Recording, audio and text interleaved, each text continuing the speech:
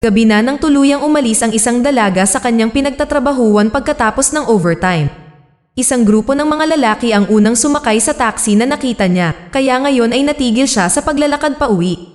Habang tinatahak niya ang madilim na kalsada, nilapitan siya ng isang van at nag-alok ang driver nitong si Dushik na ihatid siya pa uwi. Tumanggi ang babae. Ayaw niyang sumakay sa kotse kasama ang isang estranghero. Ngunit pagkatapos ng kaunti pang paglalakad, nakarinig siya ng ilang kakaibang ingay. Lumingon siya at nakitang nakabukas ang pinto ng van at may narinig siyang umiiyak at humihingi ng tulong mula rito. Nang siya ay lumapit at sumilip gayunpaman, nakita niya ang isang bungkos ng mga damit at ang katawan ng isang patay na lalaki, dahil ang gumawa ng ingay ay si Dushik, na ngayon ay humawak sa kanya at kinaladkad siya sa loob upang patayin siya bago niya magawang tumakas. Makalipas ang ilang sandali, pagkatapos tumawag sa 911 at magpalit ng malinis na damit, nakatanggap si Dushik ng 2 pulis habang nagpapanggap na hindi kapani-pani walang nababalisa. Itinuro niya ang lugar kung saan niya iniwan ang mga bangkay at nagkunwaring natagpuan niya ang mga ito nang hindi sinasadya. Sinabing nakita niya ang isang grupo ng mga manggagawa na sinaksak ang babae. Makalipas ang ilang araw, nagtatrabaho si Kim Kyung-mi sa kanyang karaniwang desk sa customer service. Siya ay isang bingi na dalaga kaya siya ang namamahala sa pagtanggap ng mga tawag mula sa iba pang mga bingi at mute na mga customer sa pamamagitan ng pakikipag-usap sa kanila gamit ang sign language sa pamamagitan ng mga video call. Katulad ng regular na serbisyo sa customer, may mga bastos na customer na tumatawag sa kanyang mga pangalan at binibigyan siya ng finger sign. Pagkatapos ng trabaho, pumunta siya sa isang hapunan kasama ng mga co-worker kahit na hindi siya nagiging bahagi ng pag-uusap. Sinasamantala ng lahat ng lalaki sa hapag ang kanyang pagkabingi para magsalita ng bastos at hindi na angkop tungkol sa kanya, ngunit hindi nila alam na marunong siyang magbasa ng labi, kaya bilang kapalit, nag-reply siya pabalik ng mga insulto na sa tingin nila ay mga papuri. Pagkatapos, pinuntahan niya ang kanyang bingi na ina mula sa kanyang sariling trabaho na isang tailoring shop, na nagligtas sa kanya mula sa halos masagasaan niyang bisikleta dahil sa sound sensor sa kanyang sasakyan. Masayang-masaya ang kanyang ina dahil malaki ang sahod niya ngayong buwan at ngayon ay maaari na silang magbakasyon sa beach na gusto nila.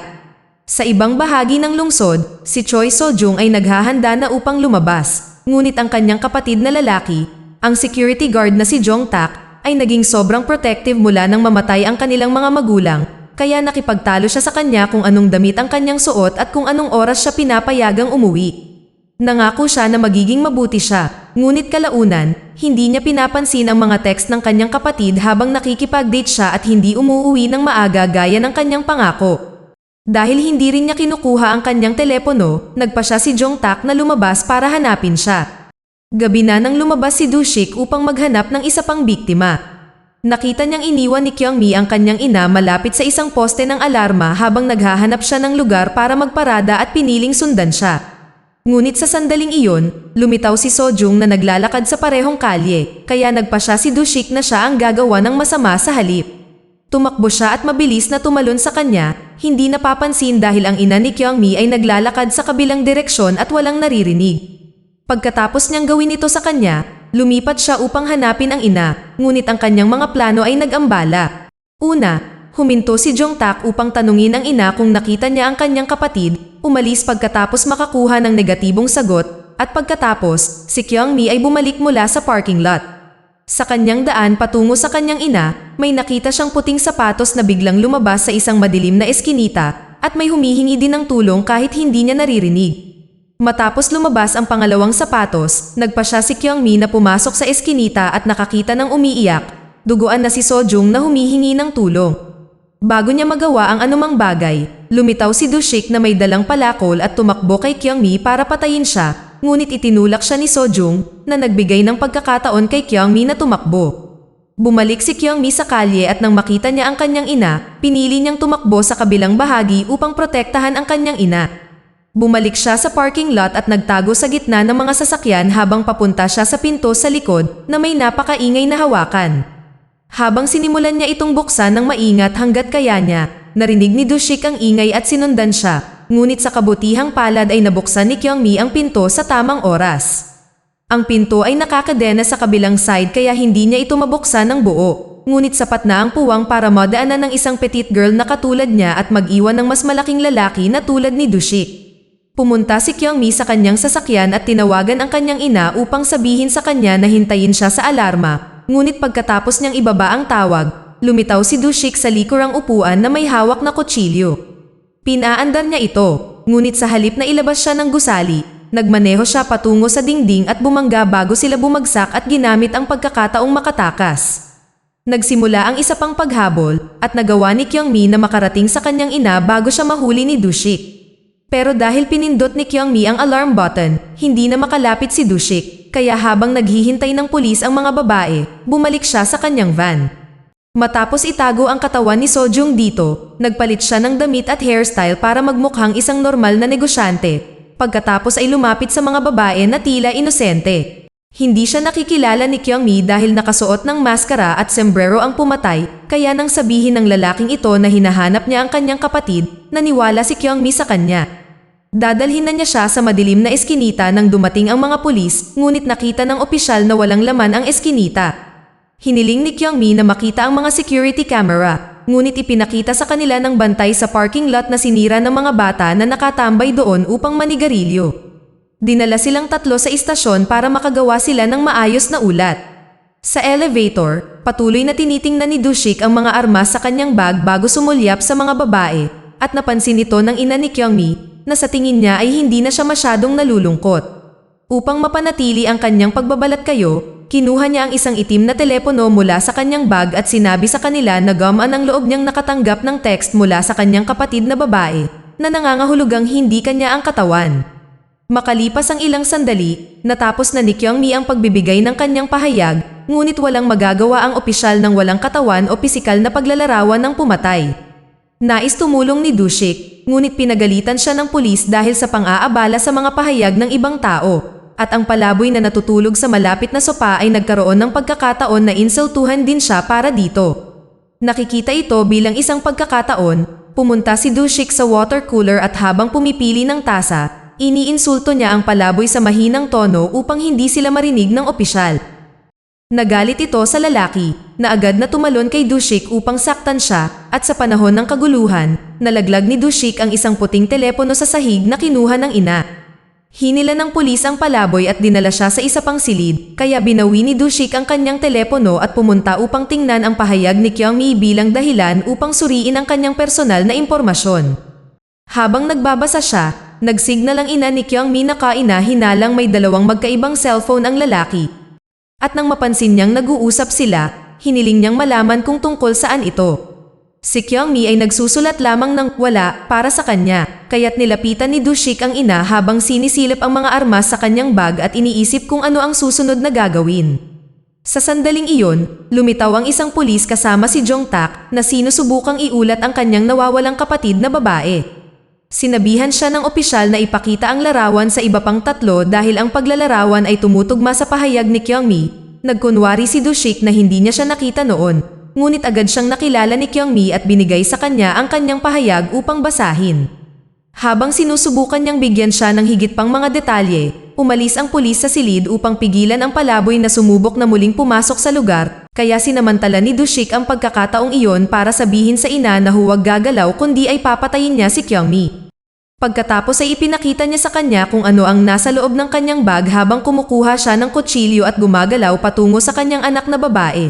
Ngunit ang ina ay nakagawa ng malakas na ingay na nagpaalala sa iba. Sakto namang lumingon si Jong-tak at nagpigilan ang kutsilyo, kaya nagsimulang mag-away ang dalawang lalaki habang ang mga babae ay lumabas at tinawag ang mga pulis. Inamin ni Do-shik na sinaktan niya si Sojung na ikinagalit ni Jong-tak. Sinimulan niyang bugbugin si Do-shik ng galit na galit at hinawakan pa ang kutsilyo para ilagay ito sa kanyang leeg, hinihiling na malaman ang lokasyon ng kanyang kapatid na babae, ngunit sila ay nag-ambala ng mga pulis. Nagkunwaring biktima si Do-shik at dahil sa kompromisong posisyon nila, pinaniwalaan siya ng mga opisyal, kaya hinuli nila si Jong-tak. Makakalakad ng malaya si Do-shik, at ang mga babae ay nananatili kay Jong-tak habang sinusuri ng mga pulis ang mga security camera at nakitang nagsasabi sila ng totoo. Habang si Jong-tak ay bumalik sa mga kalye upang hanapin ang kanyang kapatid na babae, dinala ng pulisya ang mga babae sa kanilang apartment na mayroong maraming mga ilaw na kumukurap kapag may gumagalaw. Habang umiinom ng tsaa ang mag-ina, binabalaan sila ng mga ilaw na may tao sa pintuan, na ikinababahala nila dahil malalim na ang gabi, ngunit katrabaho lang pala ng ina ang dumating para kumuha ng ilang bag. Sabay-sabay na umalis ang dalawang matatandang babae, naiwan si Kyungmi na mag-isa sa apartment, na walang kamalay-malay na dumating na si Dushik at sinira ang sensor sa labas ng pinto upang hindi matuklasan ng ilaw ang kanyang lokasyon. Ang kanyang mga hakbang sa loob ay napansin, kaya nang umalis si Kyungmi sa kanyang silid upang mag-imbestiga, pinaandar ni Dushik ang alarm clock upang isipin niya na iyon ang nag-trigger ng mga ilaw. Pagkatapos, sa sandaling bumalik siya sa kanyang silid, natapos niyang patayin ang lahat ng iba pang mga sensor sa bahay habang tinitext niya si Jong Tak na nagbigay sa kanya ng kanyang card kung sakaling kailanganin niya ang anumang bagay. Hinawakan ni Dushik ang kanyang palakol at naghanda sa paghampas, ngunit sa sandaling iyon, napansin ni Kyungmi na may laruan sa dresser na naka-activate ngunit ang mga ilaw ay hindi nagre-react dito, kaya nakalingon siya sa tamang oras upang maiwasan ang atake ni Dushik.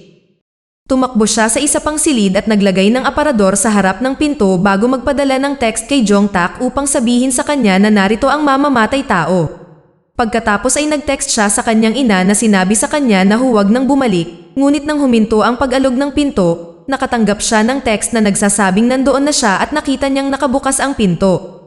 Sa pag-aakalang nasa panganib ang kanyang ina, sinimulan ni Kyungmi na ilipat ang atensyon pabalik, ngunit nang dumarating ang higit pang mga text mula sa kanyang ina na humihingi ng tulong, napagtanto niyang may perpektong spelling ang mga ito habang ang kanyang ina ay kadalasang hindi gaanong nagtatype. Noon niya napagtanto na hawak ni Dushik ang kanyang telepono at huminto siya sa pagkuha ng atensyon sa oras na lumitaw ito sa puwang ng pinto. Sinubukan niyang hawakan ang kanyang kamay, ngunit nagawa ni Kyungmi na hilahin ito pabalik at i-lock ang pinto sa kanyang mukha. Ito ay hindi huminto sa kanya ng matagal, gayunpaman, sinimulan ni Dushik na sirain ang pinto gamit ang kanyang palakol upang makapasok sa loob. Walang ibang paraan palabas, tumalon si Kyungmi sa bintana, ngunit hinawakan siya ni Dushik sa buhok habang siya ay nahuhulog. Nagpupumiglas siya laban sa pagkakahawak at nagawa niyang pakawalan ito, dahilan para ligtas siyang mahulog sa tambak ng basura. Nagsimulang tumakbo muli si Kyungmi at sinundan siya ni Dushik. Hindi nagtagal ay nahanap sila ni Jong Tak at sumama rin sa paghabol. Matapos tumakbo sa 12 ng mga kanto, na corner ni Dushik si Kyungmi sa isang saradong lugar at aatake na siya nang dumating si Jong Tak. Upang pigilan siya sa paghampas sa kanya, inilagay ni Dushik ang kanyang sariling kutsilyo sa kanyang leeg at nagbanta na magpapakamatay na nangangahulugang hindi malalaman ni Jong Tak kung nasaan ang kanyang kapatid na babae. Habang nakatulala si Jong Tak, nagpadala si Dushik ng text sa kanyang telepono kung saan ang lokasyon ni Sojung at pinapili siya sa dalawang babae. Humingi ng tawad si Jong Tak kay Kyungmi at tumakbo palayo upang hanapin si Sojung sa address na ibinigay sa kanya, ang bahay ni Kyungmi. Malinaw na nagsinungaling si Dushik at walang laman ang lugar at nadatnan lamang ni Jong Tak ang ina nang bumalik ito. Samantala, sinubukan ni Kyungmi na gumamit ng upuan mula sa basurahan upang ipagtanggol ang sarili, ngunit kinuha ito ni Dushik mula sa kanya at ginamit ito para ipin siya sa lupa. Habang ginagamit niya ang telepono para kausapin si Jong Tak at tawagin siyang masamang tao dahil sa pag-iwan sa kanya doon, kumuha si Kyungmi ng dumi at itinapon ito sa mukha ni Dushik para gamitin ang distraksyon para itulak siya palayo sa kanya at muling tumakbo. Nang marating niya ang kalye kung nasaan ang kanyang van, nakita niyang nakabukas ang pinto at si Sojung ay lumabas doon, humihingi ng tulong na may hawak na kutsilyo sa kanyang kamay. Nang makarating ang mag-ina at si Jong Tak sa saradong lugar at nakitang walang laman, nagtago ang dalawang babae sa isang eskinita, sa likod mismo ng lalagyan ng basura. Gusto ni Kyungmi na tumawag si Sojung sa 911, ngunit tumanggi siya dahil naririnig niya si Dushik sa malapit na natuklasan na walang bangkay sa van, kaya nagpa siya si Kyungmi sa isang plano. Nagsulat siya sa kanyang telepono ng isang mensahe kay Sojung na sinasabi sa kanya na tawagan ang kanyang kapatid dahil malapit ito, bago ito ibigay sa kanya at kinuha ang kutsilyo bilang kapalit. Habang nakatalikod si Dushik, umalis siya sa eskinita at nagtago. Lalabas lang ulit kapag malapit nang mahanap ng mamamatay tao si Sojung. Gumagawa siya ng kakaibang ingay gamit ang kanyang bibig at niyugyog ang malapit na metal shutter, at sa sandaling makuha niya ang atensyon ni Dushik, inilagay niya ang kutsilyo sa kanyang leeg, nagbabantang papatayin ang sarili at inaagawan siya ng kasiyahan. Sinundan siya ni Dushik, at pagkatapos pindutin ang alarma sa poste muli, nagsimulang tumakbo si Kyungmi, muling sinimulan ang paghabol sa paligid ng bayan habang tinawag ni Sojung ang kanyang kapatid upang humingi ng tulong. Siya at ang ina ay pumunta upang iligtas siya gamit ang isang ambulansya, at ipinaalam ni Sojung sa kanila ang direksyon na tinakbo ni Kyungmi upang iligtas siya. Sa pagkakataong ito, si Kyungmi ay tumatakbo patungo sa downtown, sa pag-asang magkaroon ng mas maraming tao sa paligid ay magiging mas mahirap na mahuli. Tinatawid niya ang kalye na may napakaraming kahirapan dahil hindi niya marinig ang mga sasakyan. Ngunit pagkatapos ng ilang mapanganib na sandali, nagawa niyang makarating sa kabilang panig at pumunta sa isang komersyal na lugar. Sinusubukan niyang humingi ng tulong sa mga tao ngunit dahil hindi siya makapagsalita, hindi siya pinansin ng mga ito. Papalapit na si Dushik kaya wala siyang ibang pagpipilian kundi ang maglabas ng kutsilyo para ipagtanggol ang sarili, na napaatras ang lahat sa kanilang paligid. Sinubukan ng isang lalaki sa karamihan na tumawag ng pulis ngunit pinigilan siya ni Dushik sa pagsasabing iyon ang kanyang kapatid na babae na may mga isyu at sasaktan ang sarili kapag dumating ang pulis. Ginamit ni Kyungmi ang sandaling ito bilang pang-abala para tumakas. Sa ilang sandali, gayunpaman, natagpuan siya ng mga pulis at dinala siya pabalik kay Dushik, naniniwala sa kwento ng kapatid ng babae. Ibinalik din nila ang kutsilyo sa kanya. Sa sandaling wala na sila, nagsimulang umiyak si Kyungmi at sa kakaunting tunog na nagawa niya, nakiusap siya na huwag siyang patayin dahil marami pa siyang dapat gawin. Dahil sa ayaw niyang gawin ito sa harap ng mga tao, dinala siya ni Dushik sa malapit na eskinita at pagkatapos sabihin sa kanya ay muntik na niya itong makumbinsi ngunit hindi ito sapat, naghanda itong saksakin siya. Sa kabutihang palad, dumating si Jongtak at pinigilan siya sa tamang oras. Nagsimulang mag-away ang dalawang lalaki at nahawakan ni Jongtak si Dushik gamit ang kanyang leeg upang masakal siya.